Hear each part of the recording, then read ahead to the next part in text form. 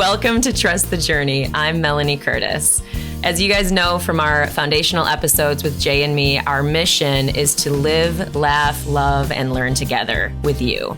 We're here to create conscious connections, to grow and contribute through our practice of openness, honesty, vulnerability, humility, and trust, trusting the entire journey. Today's episode is the very first episode of our Conscious Connection series, where I will be interviewing other radiant beings in this big, beautiful universe that are creating, seeking, and contributing in their own ways. So same. If you want to connect with us, go to trustthejourney.today on our website or our Instagram. If you want to connect with us in our expanded community more deeply, you can join the Trust the Journey family anytime. Just go to our website, click the button on Patreon, donate in any amount, and we'll add you to that group. So right on, family. We love you so much. Thank you as always for being here. Today, we welcome Teneia. Because Trust the Journey is meant to give our guests space to rest easy and share more freely, I'm going to share Teneia's bio so that everyone listening can get a sense for how much she has accomplished and to give us a solid jumping off point for our conversation today. All right, here we go.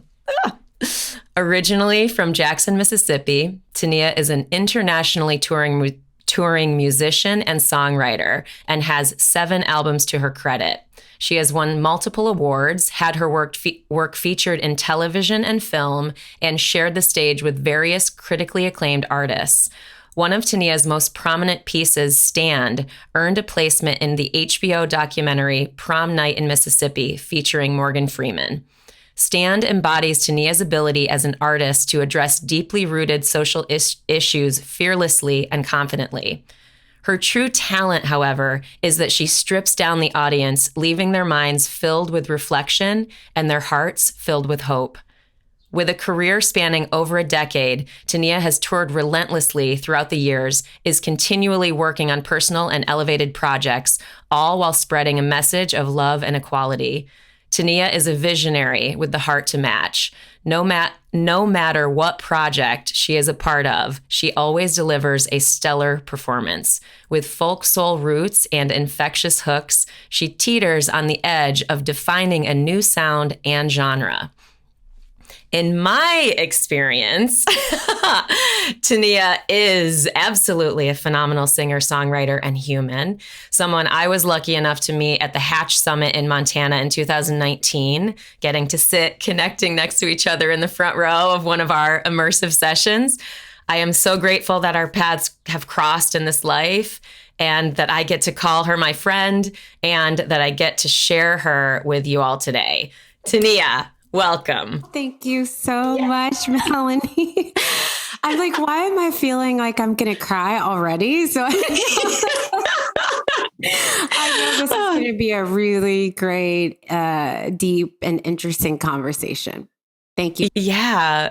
Oh, I love that. I love that you feel seen and held and loved, because that's definitely what this is about, for sure. And it's all true. So, so there's that. I think where I'd like to start, and we can go any direction you want. If at any point you want to redirect, go for it. But I'm curious about, how did you find music? Like, how did you find your love of music, your love of making music? That's such a core thread in your story and your presence in the world. I'm curious about that. Yeah. So I grew up and I was always a pretty introspective kid. It's kind of funny to this day. So my mom has 2 kids. It's myself and my brother. And people will always say, and I'm the oldest, we didn't know you had a daughter. And I find that so funny, because everybody knows my brother, but they don't know me. And I just was a really quiet, introspective kid for a lot of years. And we grew up singing in church. I was really shy. My whole entire family sang in church, as we all do in the South. And that's where I kind of learned how to sing, and kind of learn what community looks like with vocals. And so that was the jumping off point. And then around 8 years old, I started writing songs. And it was just a way for me to escape my daily life and to have a way to dream up worlds for myself. Amazing. And from there, it just kind of blossomed into a thing that I just was obsessed with doing and obsessed with learning about. And I would just study music videos. I would study songs and I would just listen to them over and over again and study the vocals and try to like do the same thing. And so I just was just always really curious and interested in music and how videos came together and all of the back end of storytelling of music. Was there a moment when you realized you were very talented at this also? Because, and this is an interesting distinction, right? About like talent, actual talent versus the relentless obsession and immersion in something that we care about or are excited about. So like, was there a moment when you're like, oh, wow, I actually am good at this too? Oh man. So I think it was like, for me, when I was younger and I got to sing and people I remember a story, I was probably about 10 or 11 and I can't remember the song, but I kept singing it. I was singing it and my friend said, oh, keep singing. Everybody kept wanting me to sing the same song over and over. And we just sat on the steps and I thought, oh, I must be really good or something because they keep wanting me to sing this over and over. And I think that was the first time I realized I actually may have a talent. But I think talent is so hard because as a creative, you're constantly juggling, like, am I talented or am I delusional? Like there's always a fine line, right? Like of being like, I think I'm brilliant. And then be like, I think I'm actually delusional and nobody's ever going to want to hear this. And I'm, a little bit cuckoo here. So, I still kind of struggle with that as I think most creatives do. Yeah. Oh my God. I use the 2-dot ellipsis in my writing that doesn't exist. And I'm like, fuck the world. I'm using this punctuation, like sort of the rebellion and the like imposter syndrome that is sort of, part of the creative journey. Yeah. Oh my God. Well, it's so cool that you actually have a moment that you remember, in your young life where it's like sort of helped you. It sounds like you got a lot of encouragement as a young person around your music. Is that true? Or was it mostly your own relentless sort of obsession around it? I think it was a little bit of both. So, people wanted me to sing and then I did. In middle school, I still was really shy and I would still categorize myself as kind of shy, but it took me a while. And then middle school, I slowly warmed up. I think by high school, I felt confident enough in my abilities. By then I felt like my songwriting was better. I was the key songwriter for this R&B girl group that I was in.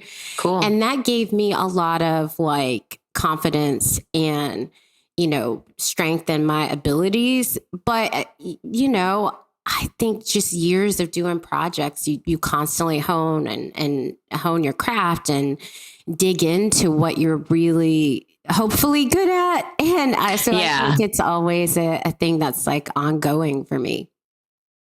I feel like there's a thread with performers, and totally correct me if you think this is not true. I feel like I've heard this story multiple times. Like I think I read something about Daryl Hannah as an actress and how she is really shy, very introverted, and yet they get up on stage and perform. Like, is that the same? Like you're saying you were a shy person, and yet you're standing up in front of people and really showing yourself and connecting to others in that way.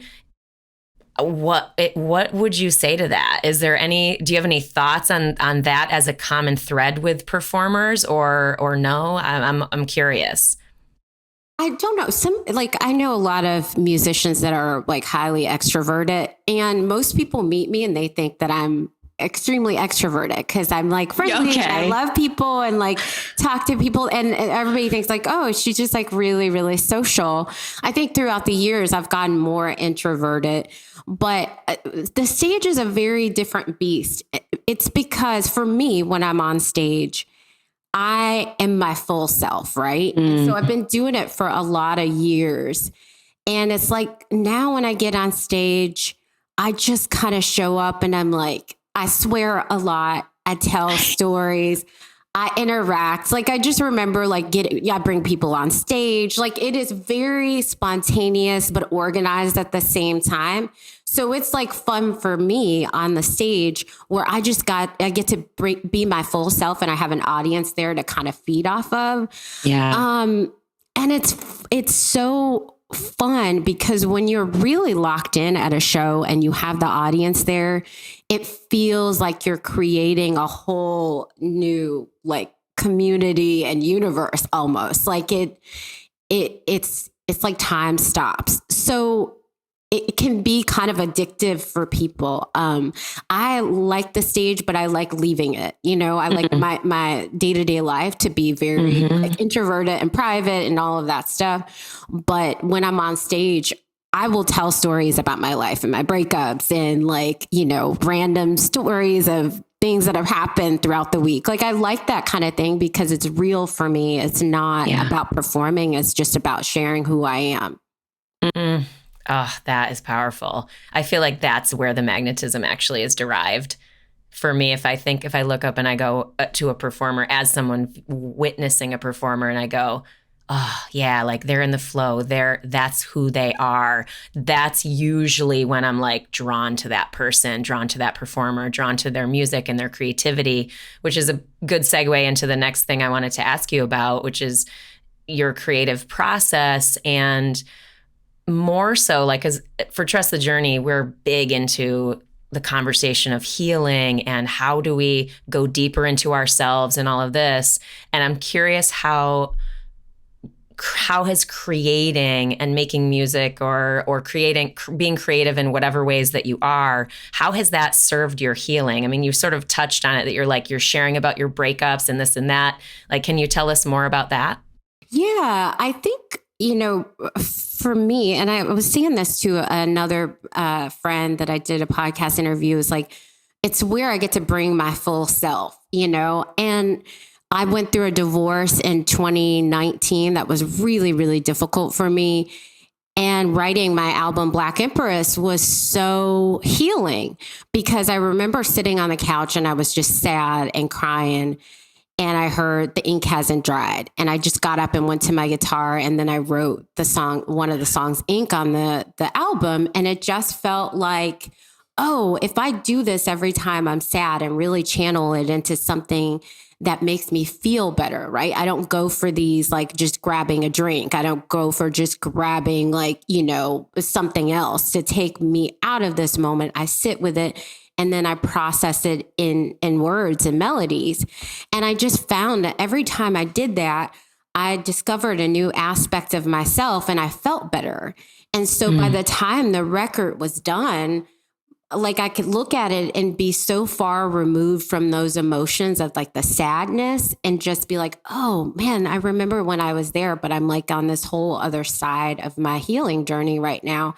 And I think that's the power of art just in general, is when you take those moments that feel so heavy and so big and you channel them into something that is tangible and that feels real for you, no matter what anybody else is saying. I think that's where the magic is.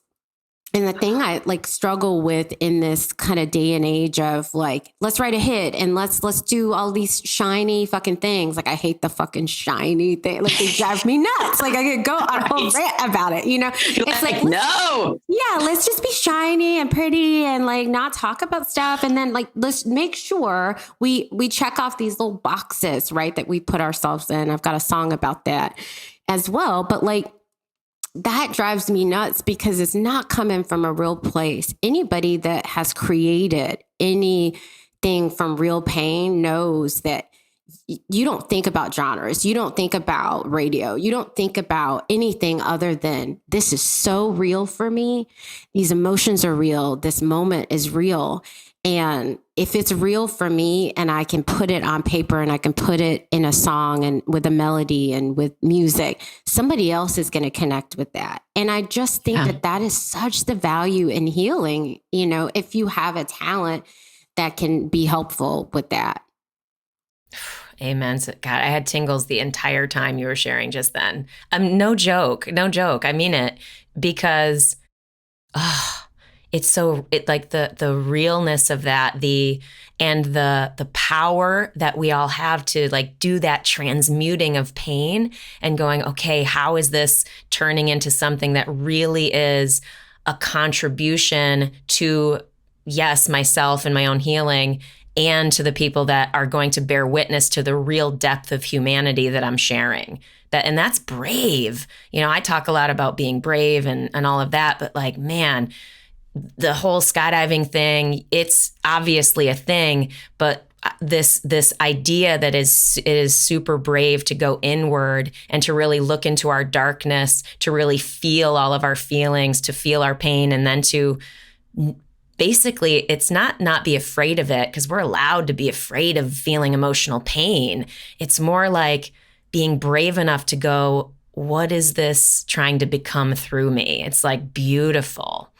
Beautiful. Yeah, it's that like phoenix rising from the ashes moment and the snake shedding its skin. And like as a person, I love astrology and I'm a Scorpio. So like that's my jam, right? Always like reinvention, always like a rebirth of some sort. And, you know, but I love that about creation, because when you're locked in and you're in the moment and you're talking about stuff that's real, it just feels like you're channeling almost, like you're not even there. And I think like I was saying to a friend, like when you can do that, it feels like the biggest superpower you've ever had in your life. Like no matter what the medium is, it's like it transforms you, because you're like, how did I do this? Like, how do I have a real song? Or, you know, like how do I have a real piece of art? Like it feels to me, even after doing this for 30 years, you know, even like starting writing as a kid and like doing it professionally for a long time, over 14 years at this point, it still is the most like awe-inspiring thing to me. Yeah. I'm still I feel so fortunate that I get to do music. And I truly mean that. I'm always like, wow, I like get to do this as a job, even when it's hard, you know, like. You're right. Totally. Oh my God, I get to do this as a job.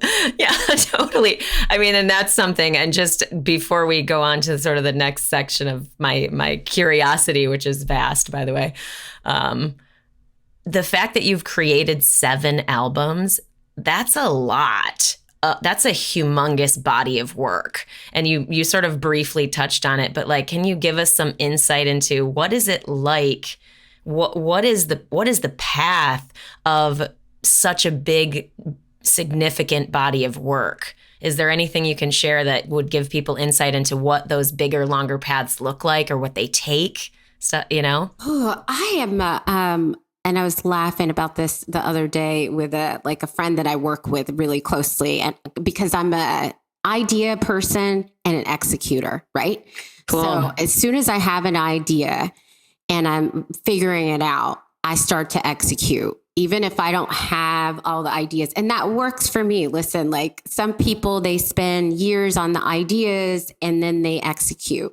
I think in order for me to produce what I feel is valuable, I have to do it a lot faster sometimes than taking a lot of time, because I understand that ideas just come quickly, right?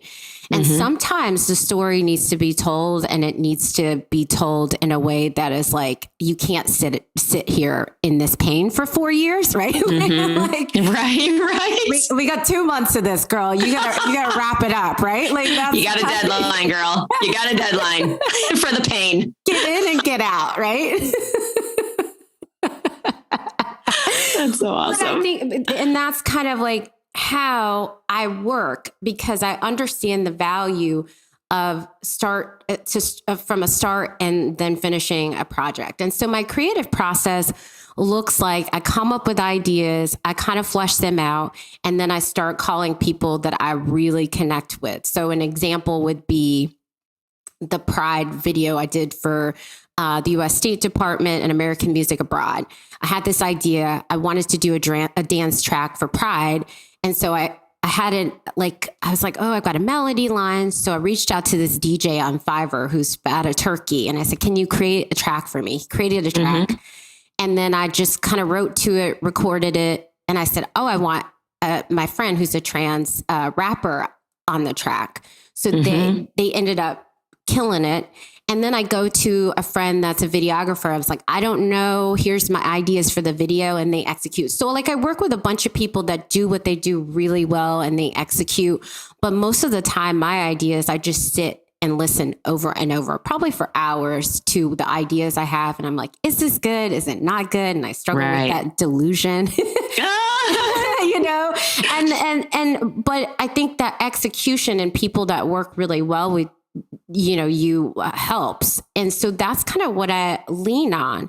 Ideas come to me in different ways. So sometimes I have a melody line and words. Sometimes I just have a concept, like a song title. Sometimes I'm just playing on guitar and then I get the lyrics. So it just depends on kind of what flow I'm in that day. Yeah. Yeah. Oh, I love it. I think just anytime we can share our stories, share how we do things. Like clearly you've created a lot, you've done a lot in your life already. You know what I mean? So just to give people a window into your process, they might walk away with a nugget of like, oh yeah, that's kind of what I do and feel validated and supported, so that the people who are in their own delusional imposter syndrome or whatever state, they can be like, oh, okay, cool. She's like wildly accomplished, so I can feel a little less nervous about how I'm doing my creative work. I can just keep going. I feel like that's part of why, we would want to talk about stuff like this. And you mentioned, wanting to make a video for Pride, and I'm not even really sure how to ask this question about your activism, but because not all artists are activists, but you are. And you stand for Black women, all women, for LGBTQ plus and more, trans community. What is something you want listeners to know about this part of you or about this part of your work as an activist? I mean, my objective when I create art, sometimes it's just to feel good, but a lot of the time is to have deeper conversations. And so my work is always like, how can I have these tough conversations through songs? Music disarms people. And I think it's such a beautiful tool to make people reflect, because most of the time they're just getting like the energy from the sound waves, right? It's like, bop, bop, bop, bop. Oh, that's cool. And then, the second listen, they'll listen to the lyrics, and then then they'll unpack them. And like, it's a layered process, right? And so my goal is always to, grab people with like a hook or something, right? But in the music aspect, but lyrically, I always want them to reflect. And so I'm never going to be the person that's like, being like, fuck you if you don't stand for trans rights. You know what I mean? Like, like I would love to do that, but I don't. And that maybe it might not be as effective, but we'll see. But it is too. That's like the line of the podcast, right? By the way. Fuck you if you don't stand for trans rights. Let's just I support you. Like a t-shirt, right?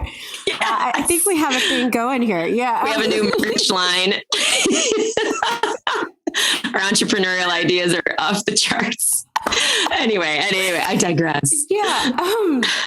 But I think it's good to pair like the Pride piece, of course, we're using it as an example right now, is like pair Daedrian, my friend, who just tells their story and the story of racial inequality and just nails it to where it's like, you're just hype listening, right, to that. You're like, yes, yes, yes, yes. And I love that, because it's like, you want to have those beautiful moments where people, even if they don't understand something, they can reflect. So my number one thing is like to connect with the heart, right? We are all humans here, no matter where we are on our spectrum of what we believe, because beliefs are a personal thing. And I think we shouldn't push them on other people. However, I think when it comes to progress in this world, if we don't talk about difficult things, we are stuck in the same place. And so my art, even when the whole album is about something like heartbreak, it ends up being about female empowerment, because it's like, how do you pick yourself up? Or it's a universal story. How do you pick yourself up after, you feel like you've been really knocked down and heartbroken and things did not work out as planned?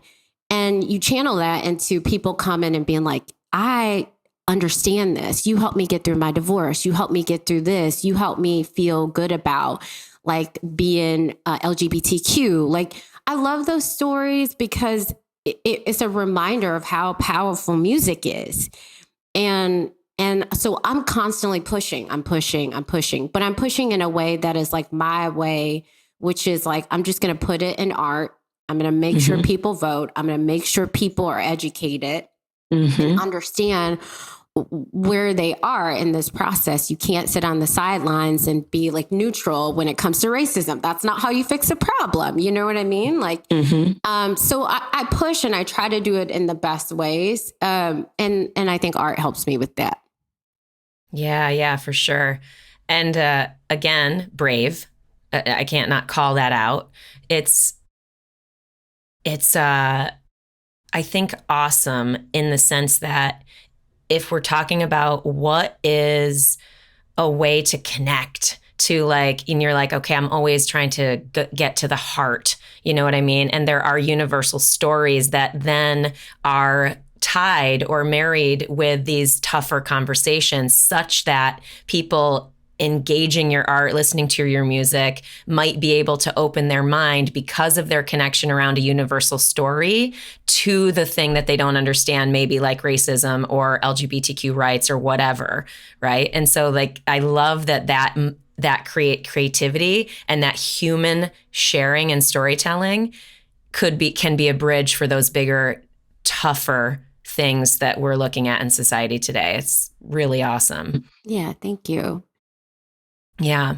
So the next thing that I am curious about, again, a million things, is, and you mentioned this also in the sense of the depth of your work and the universal story of moving through heartbreak or challenge or some just bigger life challenge that we might be in, is your spiritual journey, and really wanting to hear more about that, because it's rare, I think, that even in interviews, people are asked about their spiritual journey. And I know that this is a space where we like to ask about that. And you can start sort of wherever you want to start as it relates to your healing around recent challenges, as it relates to where you feel like you began or had a spiritual touch point as a young person. Like what resonates with you to start with, to share about that? Yeah. So I grew up in Mississippi. My dad's a minister. We went to church every week, like highly indoctrinated, and I mean that in a respectful way, in Christianity. And it was always kind of a thing for me that I was always looking at. And even as a young person, I just am always a curious person, and I'm not traditional. So my brain does not work like when people are like, I just buy a house and get married and have kids. I like don't understand it. Like it just like, like for years, I was like, how does that work? Like this is why we're friends. I know. Like I'm like, I don't understand. I just always remember being like, I want to travel. I want to do other stuff. So that's like how my brain works, which I'm like so happy. This is why we connect. So it was like questioning. And then, I struggle in my younger years. I was just like a bigger partier and really just had some moments. And I think the reflection with prayer was good for me, but I ended up going to a healing arts school in Arizona. And it really shifted my perspective so much because it was all about inward work. So I took meditation classes, I took Reiki, I did hypnotherapy, I did reflexology. And it was like an internal point of like how I could heal myself. And it just changed everything for me in my spiritual journey. And so I think those tools now help me whenever I have a crisis. I don't lean on, like I said, just grabbing for the easy button, right? Like as Glennon Doyle will say, I usually do some form of therapy. So whether it's hypnotherapy, EMDR, meditation, like some kind of spiritual, deep kind of therapy that I feel like is beneficial for me. And that helps me a lot. I think I spend a lot of money on therapy, and people are like, you're always in therapy. I'm like, I know. By design. Like, I don't want to be out here in these streets being, like wilding out. Right. So I always have to like pull myself back, and I reflect and I say, okay, what's the form of therapy that's going to get me through this like really tough time? And what's the trauma attached to it? Like, why am I making these decisions in the first place? And so my spiritual practice now, I wake up, I do a meditation every day. I listen to something that's inspiring. I learn something that is different from my day-to-day life. So whether it's, listening to scientists or big thinkers or reading a piece of text, like those are the things that are really interesting for me. And I found so much value in that. Because it's not about going to a building or a space with other people and reading the text. It's about like, how can I just show up and be a better person for myself, which in turn will help me be a better person for everybody else. And I think meditation does that for me every day. I start my day, I meditate, and, for the most part, it keeps me pretty chill. Yeah. Yeah. Well, and it's an interesting thing. Like for me with my spiritual journey, there was many years when I was like, I had no real concept of spirituality, quote unquote, whatever that means. Having a spiritual practice, I had no clue what that means, what that meant. I was really only in the realm of like, okay, it's church. And then I was like, I don't really buy into that. I'm not feeling that. Like, I don't really get it. Suddenly I'm an atheist. And then I'm like, wait, but no, there's something I feel and I'm crying and I don't understand, So like there's this, I think there's a common story around that growth as into one's quote unquote spirituality and what that means to them and what works for them. And that's a thread that I feel like I hear in all of your sharing around the real and true peaceful and earnest non-judgment with which you show up in the world. Yeah, you stand strongly for what you believe in, but from a humanity perspective, it sounds like, and correct me if I'm wrong, that you really are like, that is your journey. That is your experience. I have no judgment as to what people may do or not, and yada yada. And maybe that's a little bit blurred in the activism lane, but the non-judgment as something that's really a strong thread, which I think is, I don't know, makes you a safer person to connect with too. And I don't know, I'm sort of rambling on about this, but I'm curious about how you got to that place of like peaceful non-judgment. Is that part of your spiritual practice, or you tell me. I struggle with judgment, right? Especially when it's around racism and inequality and people with privilege that don't understand that they have privilege and like trying to have a conversation. I mean, I get really frustrated a lot. So understandable. I'm like no Mother Teresa in that, right? Like, fair enough. My one of my mentors says, like, you're sweet as pudding pie, as we say here in the South. And he said, but you do have a hey motherfucker button, right? Nice. Right? Like, there is a point where you will tip. Yeah, very good.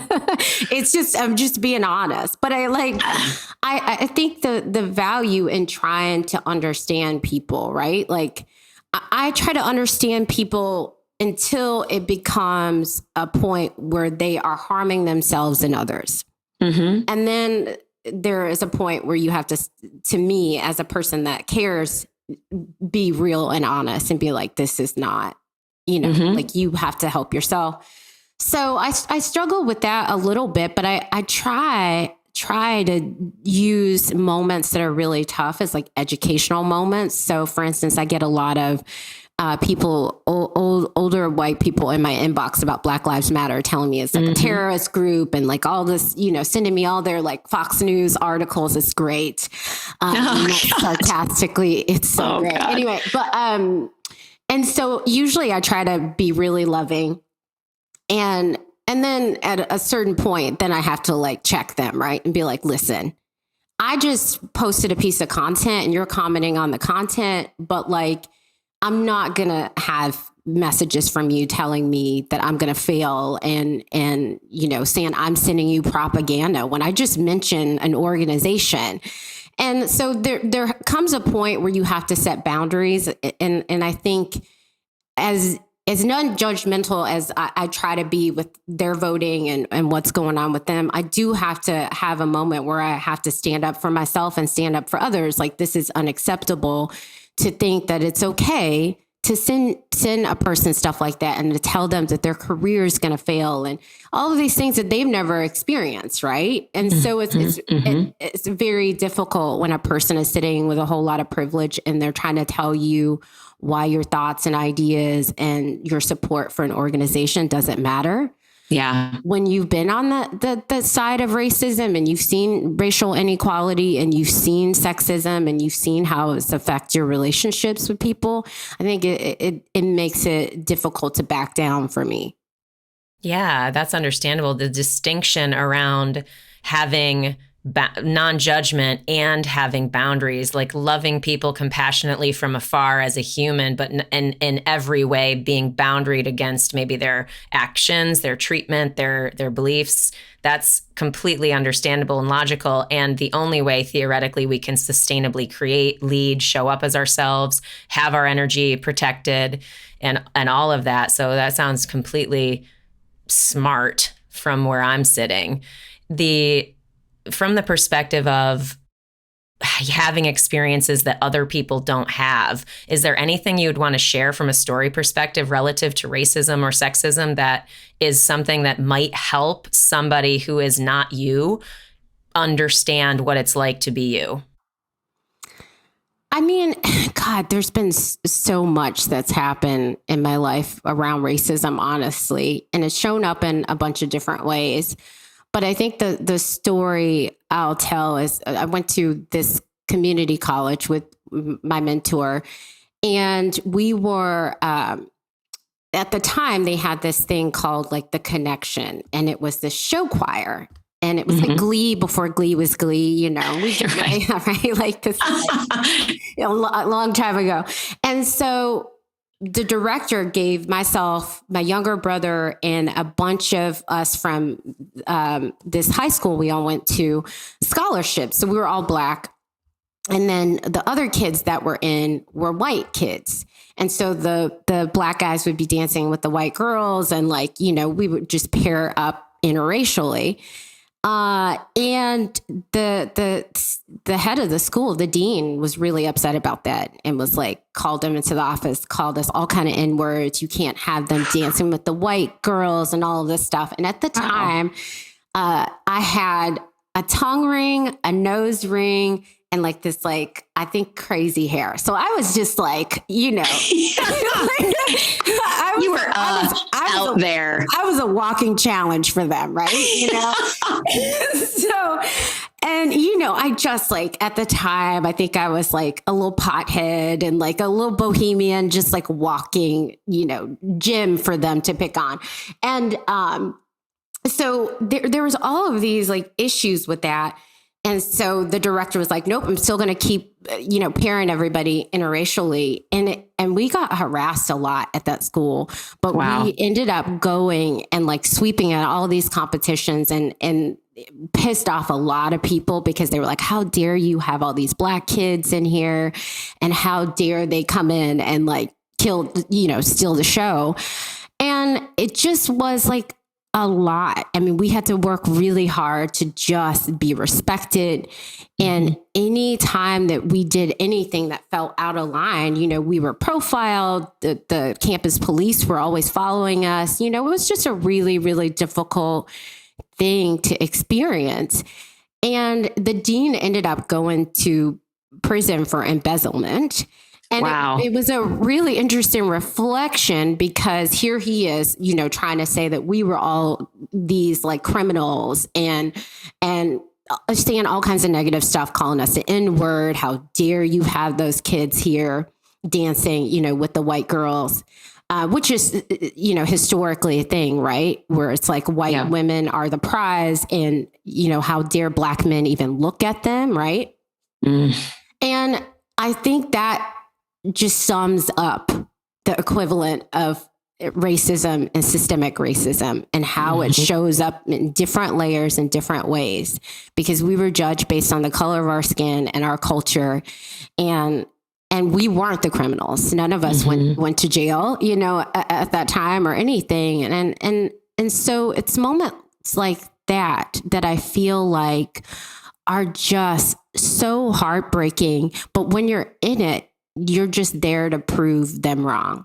And I think that's how you show up and be an activist, is to constantly show up and prove people wrong that have associated you based on the color of your skin, or, you know, when it comes to homophobia or anything, transphobia, like you're showing up and you are disproving all of the things that they have already, you know, thought about you. Wow. It's powerful. It's like, it's really powerful to hear a story that you would never happen to you. You know what I mean? And be like, damn, other people are experiencing that. And one of my favorite quotes around allyship or whatever is, just because it's not happening to you doesn't mean it's not happening. So like this idea of projecting our life experience onto other people and going, oh, it can't be that bad, you know, whatever we might say. And I say we because I've been in that blind space. I'm still certainly working to uncover my own blind spots and all of that, and hope that I'm modeling in terms of allyship around lots of different areas, and also being an activist in the space of women and yada, yada, yada, yada, all that stuff. But thank you for sharing that. I appreciate it. Is there anything else you want to share before we move forward?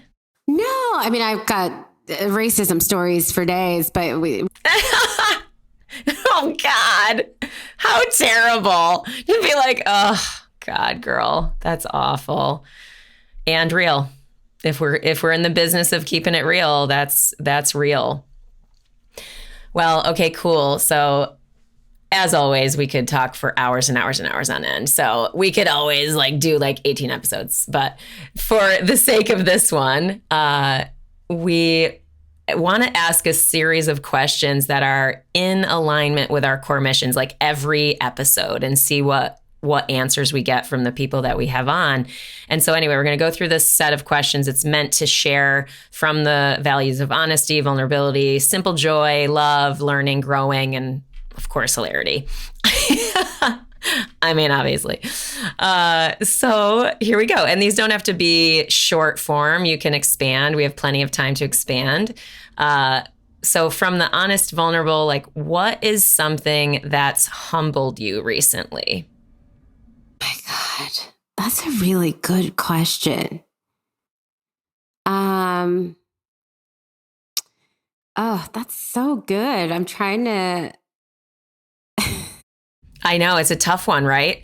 And it could be big, it could be small. You know what I mean? I want, that's why I'm asking it, because I'm curious what people would say. I tried to think of it for myself too.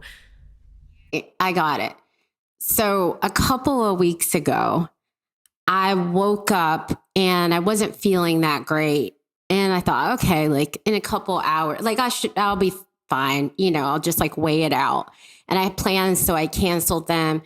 And, 2 hours later, I was really sick. And I was you just could not stop throwing up. And I texted a family member and I said, hey, if I'm not feeling better in a couple of hours, I may need to go to the hospital.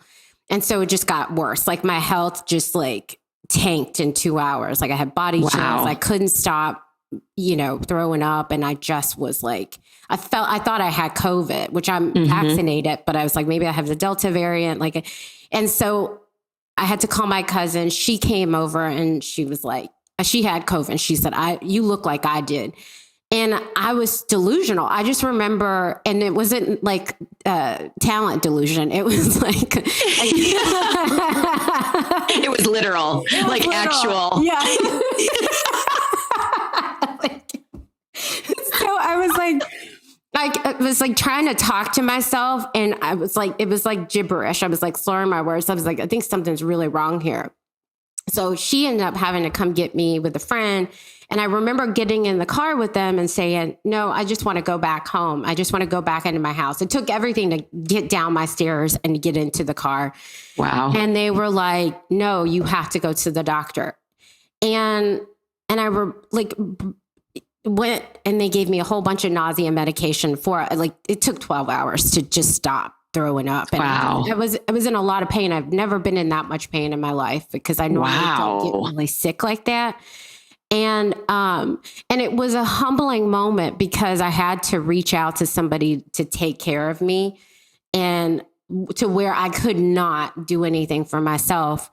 And to have somebody just like watch me be sick and be like, hey, how can I support you? I'll come take you to the doctor. I'll get a wheelchair and like roll you in. I was that sick, and it humbled me because I was like, our wealth is definitely in our health. Right. And if you ever need somebody to take care of you, if you're a person that is independent and does all the things for yourself, it's a really hard moment. And I just remember being like so thankful for her and being like, thank you so much for being here. She's like, absolutely. That's what we do as family. But sometimes I think we forget that, as the people that are always holding it together. So that humbled me for sure. I don't think of myself as superficial, but it was a moment of like, I don't know who I can really call that can see me in this state and not, feel so. Yeah. Well, it's right? Very vulnerable. Yeah, absolutely vulnerable. And that's part of what the follow on to asking this question is, what was the gift? Like, what is the gift that you're taking away from that experience? Because I feel like I try to show up for other people and to let people show up for you. Right. Because I remember being like, I think I'll be all right. That kind of thing. And it's not that I was trying to tough it out. It was just that I was like, didn't want to burden somebody else. And I think the vulnerability of that is like, let people help you, and not just in the ways that you feel comfortable with, but in other ways where you feel like you don't want somebody to see you in that state or judge you, let people show up for you. And I think that was a really big moment for me. Love that. Yes. I echo that, listeners. I echo that, listeners. Family. Oh my God. Okay. So next question is sort of in the realm of joy and love. What is something that you're just loving right now or that brings you simple joy? Ooh, that's a good question. Oh, and to go back, I did not have COVID, just FYI. Oh, yeah. Oh, good. Yeah. I did. It was like a stomach bug or something. So oh my God. All it was, but like well, good. I feel like it took me out. So just FYI. So people were like, what happened? Cool. It wasn't COVID. I recovered. Cool. So you said, what is something that's bringing me joy? Yeah. Like what's something you're just loving right now or something that brings you simple joy? Oh, man. I think listening to music. I'm obsessed with this artist. His name is Gabriel Gorzone Montano. I think I'm saying that right. Nicknamed GGM. And his album Aguita, it was like life-changing for me because I listened to it and I've had it for, I think like a year and I still cry every time I hear it. Like there's certain songs.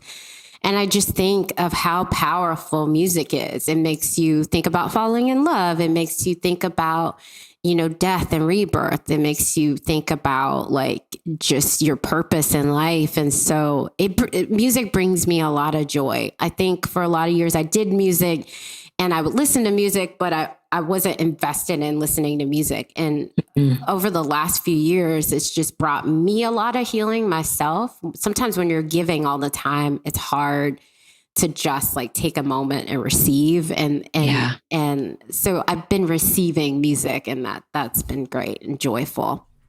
Love that. The reminder to receive. Oh my God. I love these questions. I'm definitely asking them to everyone who comes on the show. I'm like, okay, cool. All right, next one. What's something that you've learned recently or something that you want to learn?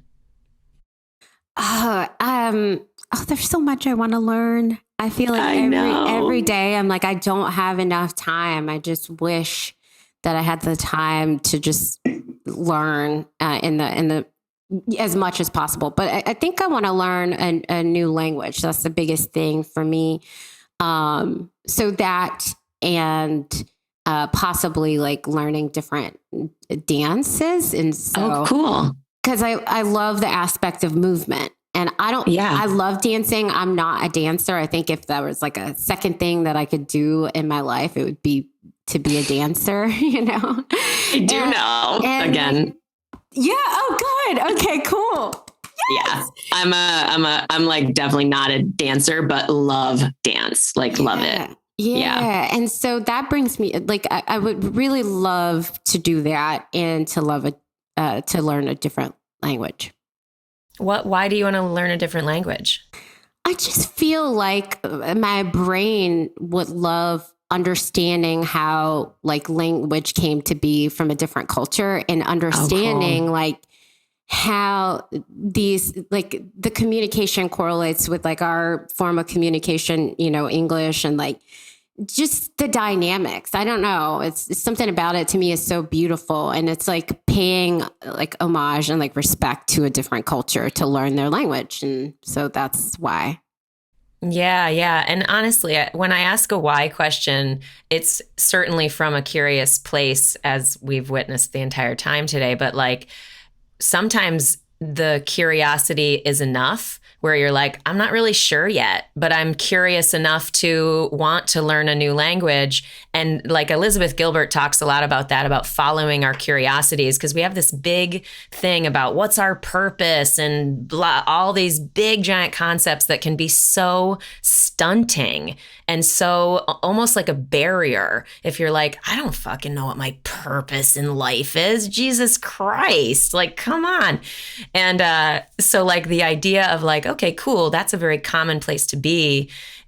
Even just curiosities, following little trajectories of our curiosity can take us places we wouldn't expect.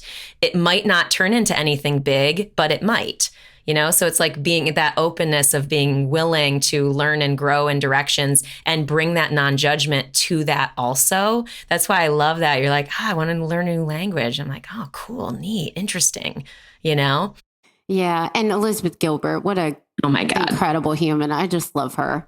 Oh my God. Yeah. I forgot that you worked with her. She's one of my core mentors. I love her so much. Like she's my number one mentor as a writer. Why I share as vulnerably as I do is because of her. That's amazing. Yeah. It's beautiful. I love that. All right. Okay. So let's keep rolling. All right. I don't know if this is going to be easy to answer or hard for people, but what was the last thing or something that made you really belly laugh? It's like, I'm like, maybe it'll be easy to remember, maybe not. Man, I'll have to think about that. I know it's tough. Yeah. And because I'm like, I don't know. Because I laugh at stuff that's like totally inappropriate. And then,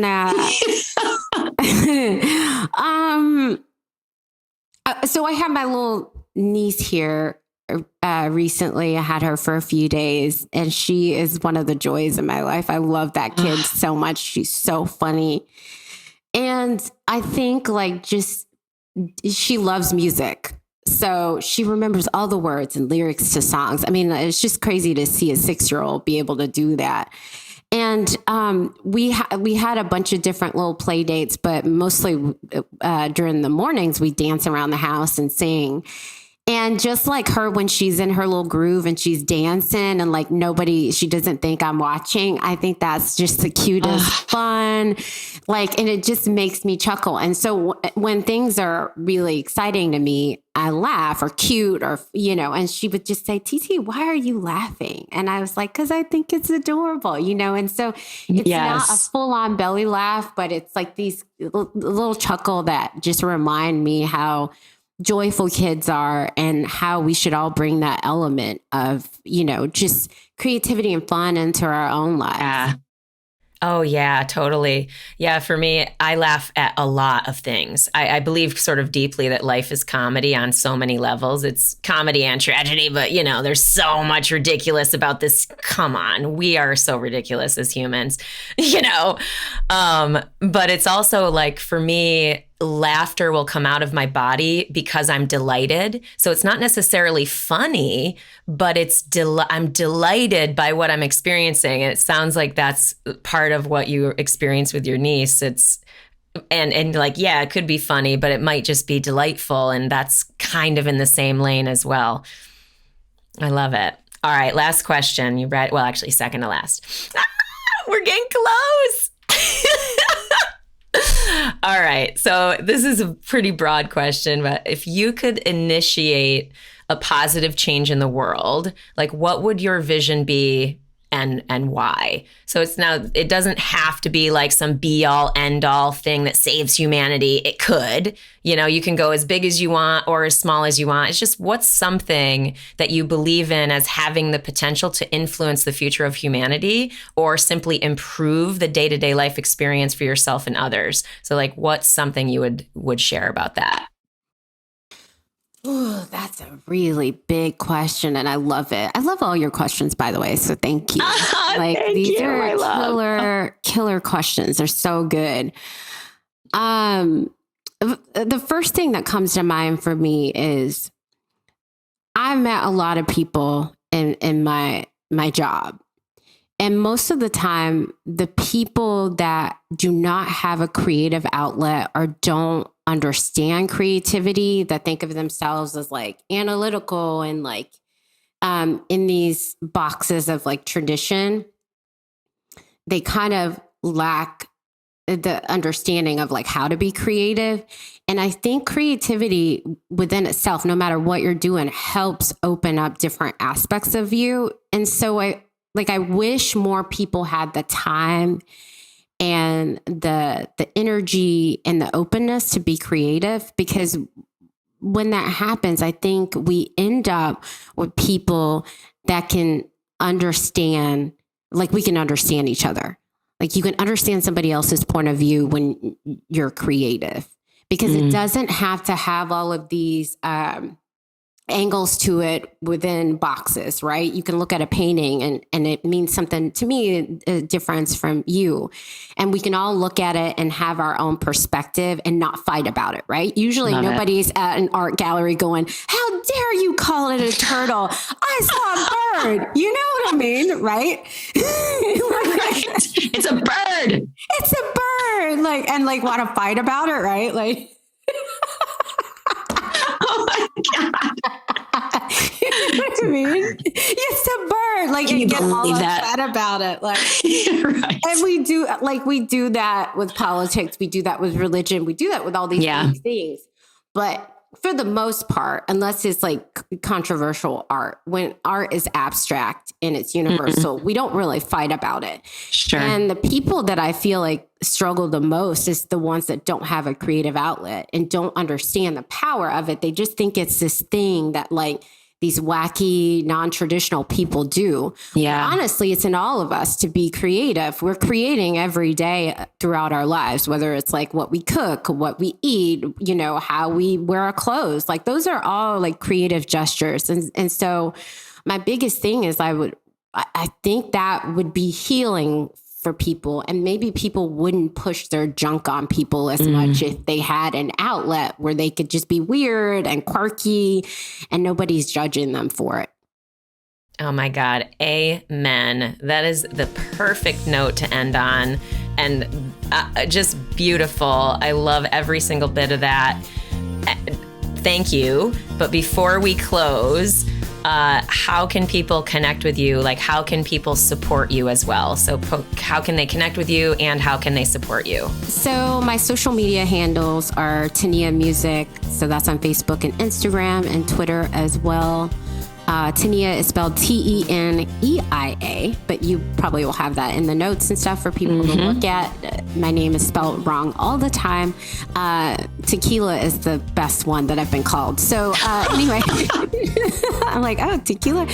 But Teneia Music, my handle's there. Teneia.com is my website. And then I do have a Patreon channel that I love where I release a lot of content and behind the scenes stuff. If you want like a full representation of who I am, my Patreon channel is like the best. So the Patreon channel is patreon.com/Teneia. And that's where you can find me. And I am a Teneia patron myself, so I have the intel and I know all the behind the scenes projects that are happening. Yeah, I'm planting the seed, listeners.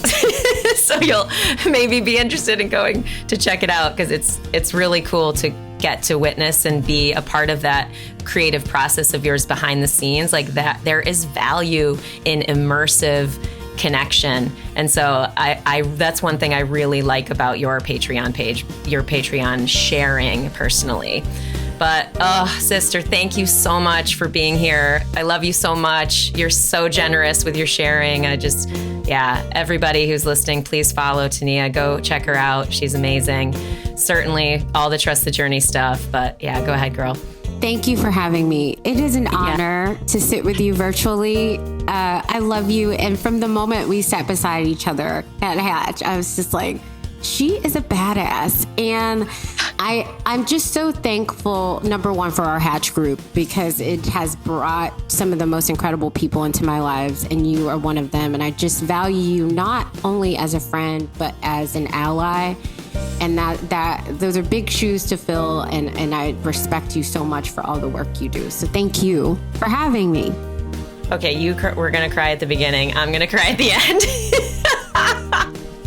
I think we've done a successful episode. Everybody listening, thank you as always for being here. We love you too. Thank you, thank you, thank you. All the online stuff, you know the deal. We'll see you next time.